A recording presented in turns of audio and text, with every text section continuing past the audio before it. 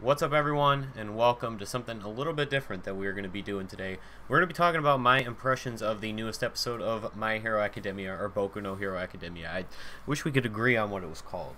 Anyway, this is going to be something new that I'm going to try out, at least for the next few episodes of this. I'm going to be talking about how I felt about this new episode. We're going to go over a summary, stuff I liked, stuff I didn't like, what I'm looking forward to, how I felt overall about the series. So let me know if you guys enjoy stuff like this. I know there's a craving for more My Hero Academia content on the channel, and I'm definitely willing to oblige. It's been one of my favorite series for a very long time running now. So let's start off by talking about what happened in this episode. Final exams are about to begin, and it's a hot topic in Class 1A.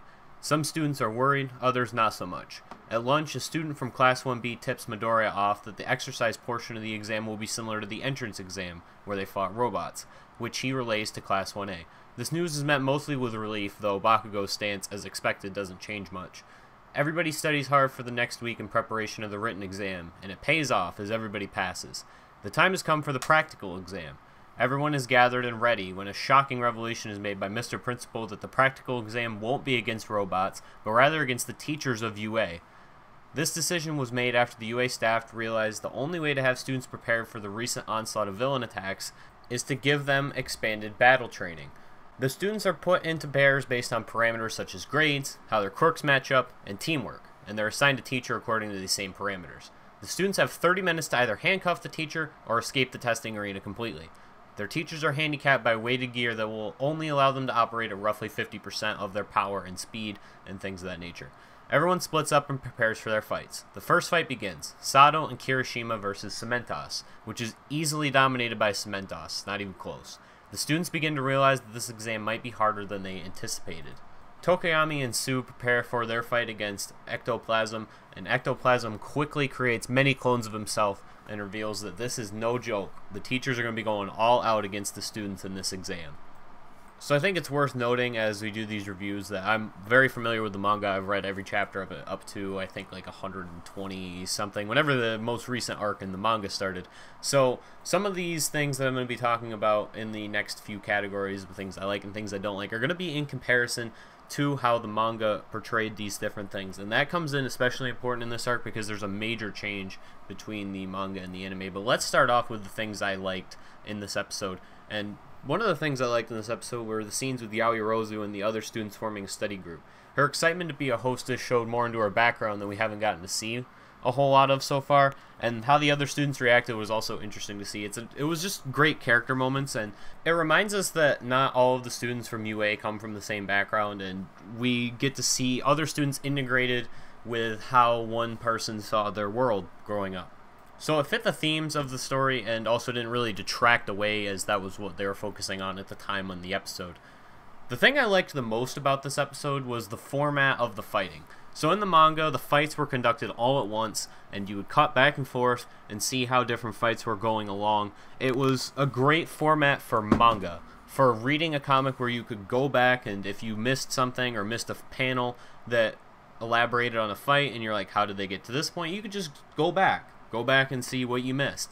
That's something that really wouldn't work out the greatest for anime, and that's kind of a reason that I'm really glad they changed this format, is because now instead of having everybody fighting all at once, it's going to be sequential. What does that mean? It's going to be doing a better job of building up tension. It's going to do a better job of conveying to viewers that this is what's going on. It'll be easier to take in all the fights and analyze them, as you'll just be going one after the other, and if you miss something in a fight, you can go back and watch that whole fight and try to figure out what you missed. And what it's going to do the best job of is building tension toward the finale. And I think the best thing that this format actually does is build up toward the finale, which within the episode is revealed to be Bakugo and Deku versus All Might, which, given the way that shonen series are structured, should be the main centerpiece and not clouded by all of these other things going on at the same time. Though My Hero Academia does a lot better of a job at trying to balance the minor characters with the major characters. That's a little bit off topic though. I love that they changed the format. It works really well for the medium. It's not something that I would have liked if they'd done in the manga, if they just went fight to fight. I think it would have been a little bit boring. I think jumping back and forth really fit really well for manga purposes. But for anime, this is a lot better of a format. You can just take in one fight after the other and move along at a really good pace. And we'll talk about a little bit more about the pace later, because there's something in the next episode preview that I wanted to discuss. It's going to form my what I'm expecting or what I'm looking forward to in the next episode. I really like the winning conditions for this arc as well, because in order to win, either the teacher has to get handcuffed or one student needs to escape. I think it's a really unique concept. It doesn't require pure strength to win the fight, and a simple error or screw up or even a massive screw up on the teacher's part could lead to an easy student victory. This adds a layer of realism to reflect the purpose of the test, which is the real-life battle simulation.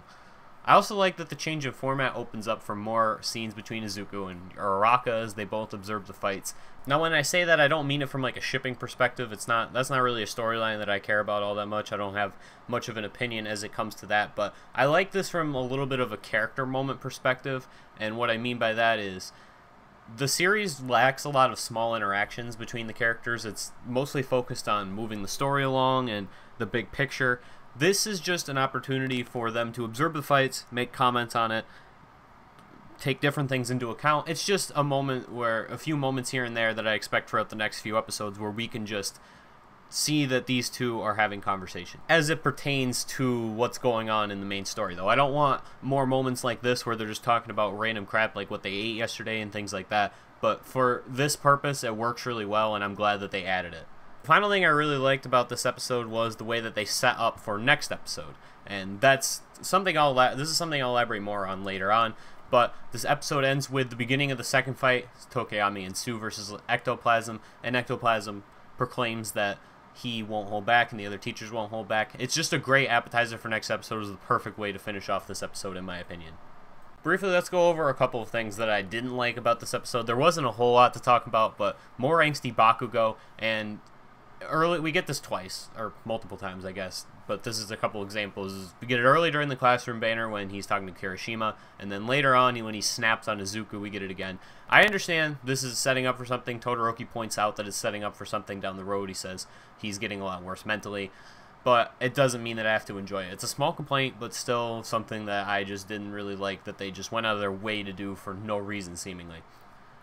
First fight, I wasn't a huge fan of. Like, there's no doubt that Sato and Kirishima were bound to lose for Cementos for a multitude of reasons. We could spend all day discussing why that was a doomed fight, but I just feel like it was a little bit short, and they could have actually like had an extra scene or two just showing how one-sided it was. I don't think that they did a great job of elaborating on this fight, and it's a small concern going forward because this was meant to be a more minor fight and not portrayed in a big light, so I'm a little bit concerned as to whether or not they're going to portray all of the fights between the characters that aren't as popular like this. I hope they don't. I want to see a little bit deeper of a examination of these fights, even between the minor characters.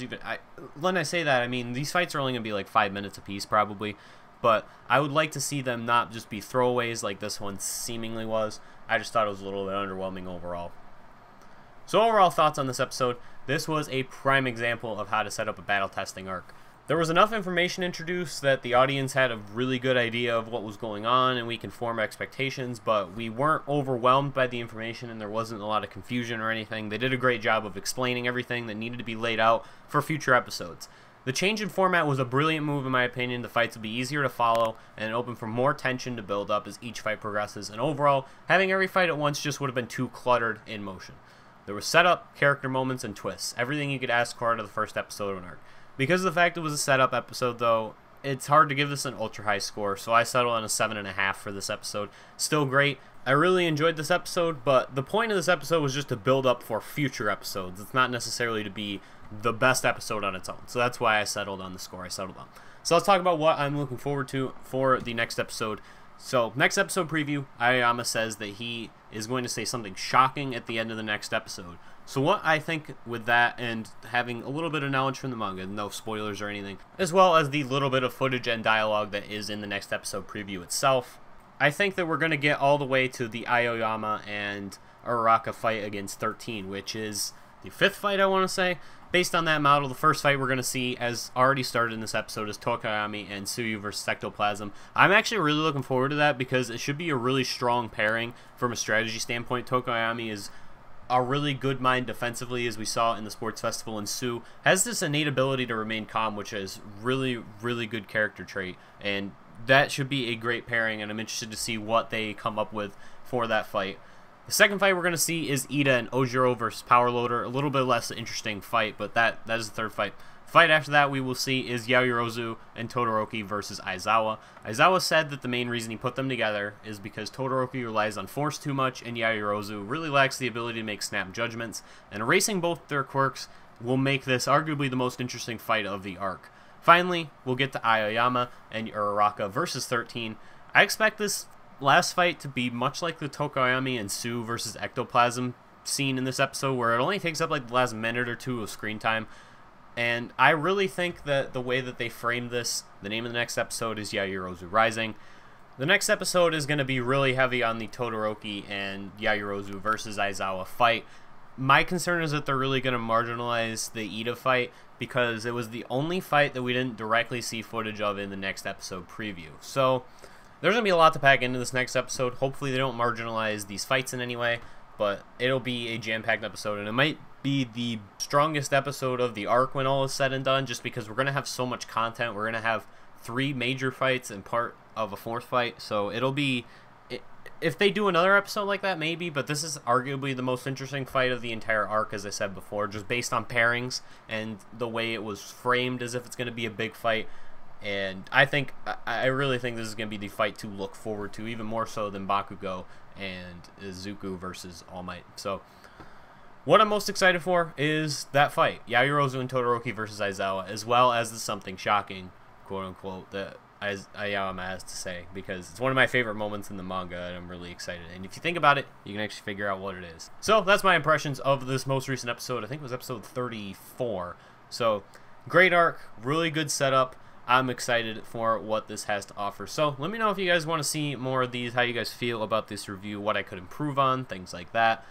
I'm going to be doing these for the rest of the season. This season is only going to be, I believe, 5 more episodes after this. I think, actually, this arc might only be 5 episodes total, so it'll include this one. Anyway, that's going to do it for me. Thank you guys for watching. Hope you enjoyed. Stay tuned for more My Hero Academia reviews.